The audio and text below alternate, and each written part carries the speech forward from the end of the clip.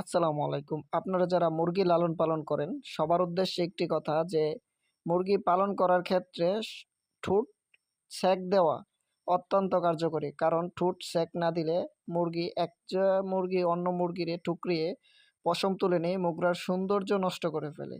তাই আপনারা যারা মুরগি পালন করেন ১৫ থেকে ২২ দিন বয়সে মুরগির ঠুট সেক দিতে হবে এবং ৪৫ থেকে ৬০ দিন বয়সে আবার মুরগির ঠুট সেক দিতে হবে। তো আপনাদের যারা মুরগির ঠুট সেকা দেওয়া লাগবে আমার সাথে যোগাযোগ করবেন অথবা কমেন্ট করবেন ইনশাল্লাহ। আমি মুরগির ঠুট সেক সহকারে সকল ধরনের ভ্যাকসিন দিয়ে থাকি। এই যে দেখেন, এটা আমাদের ব্রাহ্মণবাড়িয়া জেলার টনকি, ওইখানে আমি আজকে ঠুট সেক দিয়ে দিতেছি। ওনার মুরগির বয়স আজকে ৫১ দিন। আমাদের কাছ থেকেই বাচ্চা নিয়েছিল।